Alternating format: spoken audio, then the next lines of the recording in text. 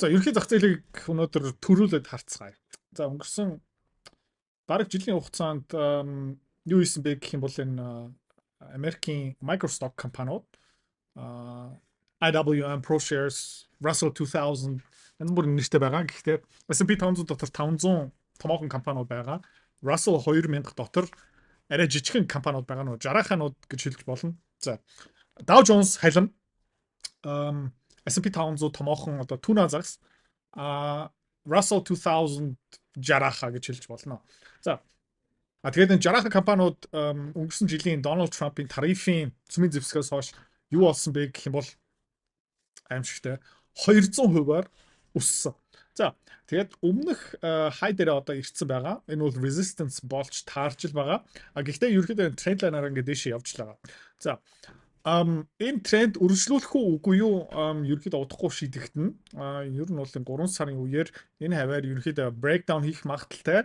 Эсвэл үргэлжлүүлээ үүсэх магадaltaй. За тэгээд ерөнхийдөө shoulder head гараад ирсэн. Одоо ер нь бол neckline ийм байдлаараа гарч магадгүй.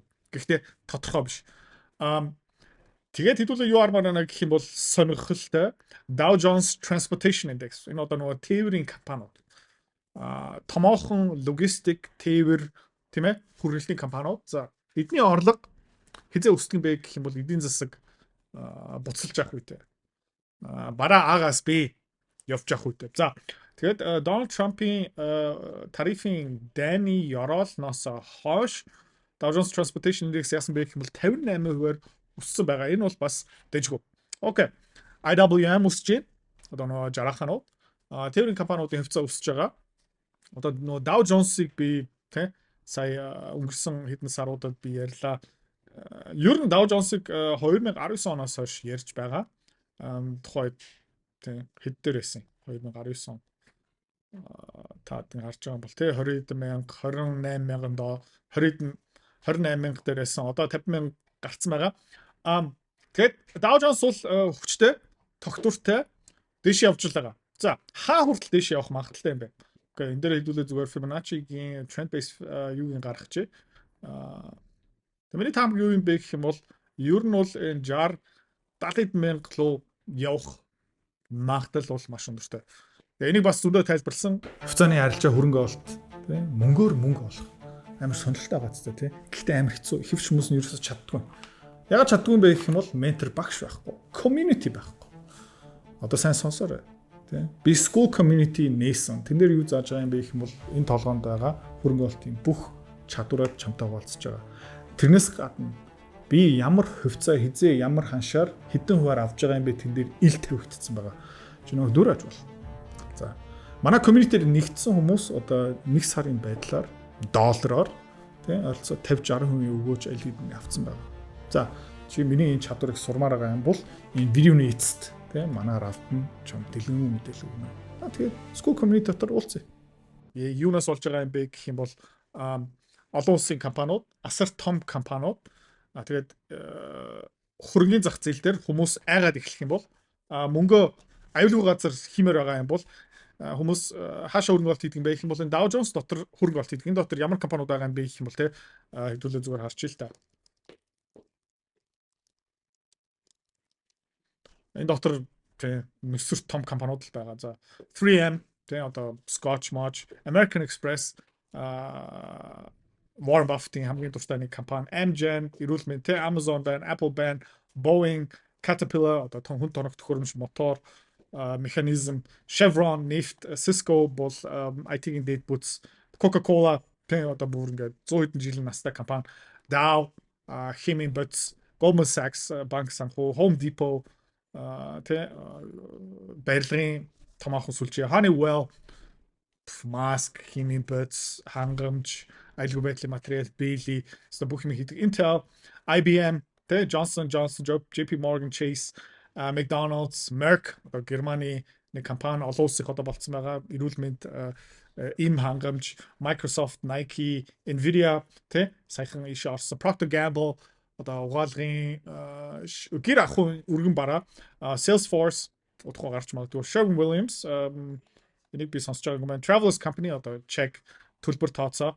United Health дэлхийн хамгийн том эрүүл мэндийн даатгал, Verizon, American Mobicom, Unitel гэсэн үг, Visa төлбөр тооцоо бүгд мэдж байгаа, Walmart тэ дэлхийн хамгийн том hypermarket хүнсний дэлгүүр тэ Walt Disney ер нь бол чулуу компаниуд тэ нүсэр том үнэлгээтэй хэдэн тэрбум хэдэн зуун тэрбум зарим нь их найдаас дээш үнэлгээтэй компаниуд тэгээд компаниуд яадаг бэ гэх юм бол дэлхийн айн болсон ч амьд үлддэг брэнд нь дэнд хүчтэй дампуурсан ч буцаага босч ирдэг тэ эдийн засаг муудсан ч эднэр ер нь хүнд байдалтай ордоггүй тэгээд эднэр юу юм бэ гэх юм бол чулуу компаниуд тэгээд геополитик олон улсын дайн гих мэд чин тиймэрхүү эрсдлүүд гараад ирэх тусам энэ компаниуд ерөөхдөө ингээд дэш явдаг. За тэгээд Dow Jones дотор иймэрхүү төрлийн компаниуд байгаа. Тэгээд аймхаа хөрөнгө оруулагч нар тий цаад одоо төсөл үзчих заяа нэг томоохон тэтгэврийн сан тий ажилтангуудын хоригдлын сан нэмийг даатгах гэх мэт ч одоо тиймэрхүү сан ажилуулдаг байлаа гэж бодъё. За тэгээд та эдийн номер 1 даалгавар номер 1 мөрдөгчдөө дүрм юу юм бэ гэх юм бол харилцагчийн мөнгийг алдаж болохгүй. За.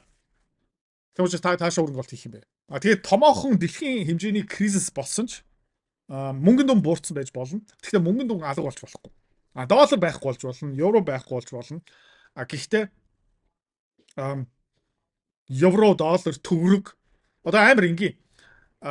Coca-Cola илүү хүчтэй юу, төгрөг илүү хүчтэй юу гэх юм бол тэ уучлаарай. Coca-Cola илүү хүчтэй. Тэ? Томоохон Азийн кризис манай төгрөг амьд гарахгүй байж магадгүй. Тэ? Гэхдээ Эрдэнэтийн уурхай үлдэн, оюу толгойн орд үлдэн гих мэдчихнэ. Тиймэрхүү юм дээр нөгөө томоохон сан удирж байгаа хүмүүс тэн дээр мөрий тавьж байгаа байхгүй юу? Окей. Тийм учраас Dow Jones өсөж байгаа. Тэгээд энэ QQQ-г хараад үзэх юм бол тэ энэ дотор нөгөө технологийн компаниуд байгаа. Тэгээд сүүлийн үед нөгөө химлээ ухаан гарч байгаа болохоор тэгээд хэдүүлээ зүгээр энэ дээр нэг юм харчих заяа. X.com зөв ороод үзээд. За тэгээд хэдүүлээ зүгээр энийг харчих. Одоо C-Dance гэсэн химлээ ухааны видео модел одоо удахгүй гаргаж байгаа. За. Тэгээд нөгөө ByteDance TikTok-ийн толгой компани бүтээл. Тэгээд зүгээр хэдүүлээ энийг зүгээр хамт харцгаая заяа. Окей. За zoom in жоох хийж тээ. Энэ химэл байгаа бүтээсэн. Та ингээ мэдх юм бол Solo Leveling гэсэн манхва буюу аниме дээр үндэслсэн. Тэгээ химэл байгаа нь одоо энийг бүтээсэн байгаа. Тэгээд хэдхэн минутын дотор хийж байгаа байхгүй юу?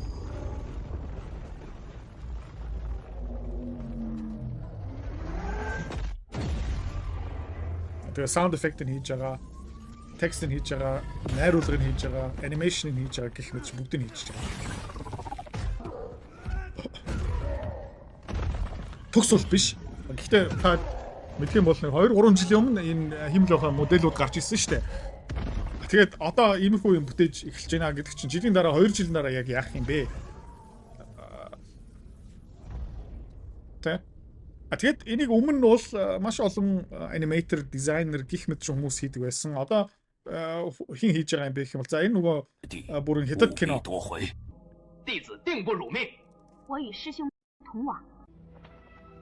Тэгээ энэ 70-80-аад оны чанар муутай бичлэгийг дөөрөөсөн байгаа байхгүй юу? Тэгээ нөгөө кунг фу Bruce Lee өмнө ч юм уу? Тэгээ ингээ хараад үзэх юм бол тэг баг яг нөгөө 60-70-80-аад оны кино шиг харагдаж байгаа. Гэхдээ энийг химэл байхаа хийсэн байгаа байхгүй юу? Одоо ингээ харж байгаа юм бол энэ өсөж байгаа шал худлаа. Гэхдээ тийм зураг авалт, гэрэлтүүлэг, сүүдэр, үс мүс тэгээд хожоо дайсан гарч ирчихсэн тийм. Тэгээд тэ лайк амар тэгэл би чадах. чадчих штэ. 没那么容易。师兄小心！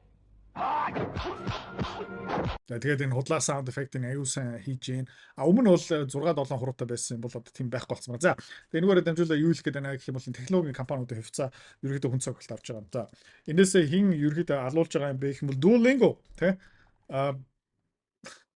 оролцог дээр $500 дээрсэн. Тэгээд хүмүүс юу ярьж байна гэх юм бол энэ компани химэл ухаанаас болж ерөөдөө алуулах юм байна. За хэдүүлээ ийшээ хөрөнгө оруулалт хийсэн, хөрөнгө оруулалтынхаа позиц хаацсан. За дараагийн компани Salesforce тий. Dow Jones дотор байгаа. Энэ компани хөвцөө бас алуулж байна. За, оройцог дээр 368 дээр байсан. Одоо 190 бараг 50% буурсан байгаа. За, сүүлийн үед хүмүүс юу ярьж байна гэх юм бол Microsoft ч гэсэн яг адилхан алуулах юм байна гэсэн юм байгаа. За, тэгээ Microsoft-ыг хараад үзэх юм бол shoulder, head одоо дахиад нэг юм гарч иж магадгүй.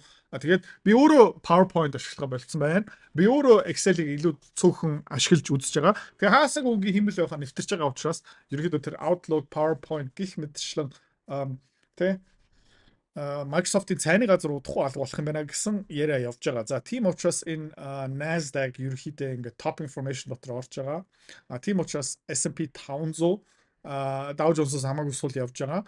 Тэгээд тийм учраас хүмүүс за энэ технологи компаниуд худлаа юм байна. Софтвер компаниуд ерөнхийдөө хэмэл байханаас болж алуулах юм байна гэд хаашаа өргөөл тэгээд байгаа юм бэ гэх юм бол тэ энэ арай жижигхэн компаниуд өргөнөлт хийж байгаа.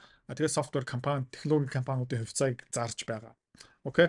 За, ерөнхийдөө иймэрхүү байдалтай байгаа энэ хөрөнгийн зах зээл буюу энэ S&P 500 Nasdaq яагаад дээшээ явах байгаа юм бэ? Тэгээд саяхан би бас таад хамгийн сүүлийн хэмэл ухааны модельийг үзүүллээ. Окей. Тэгээд төлөө өнөөдрөөс ахуулаад алтны хөрөнгө оолтуудаа буцаагаад баг зэрэг нэмж байгаа.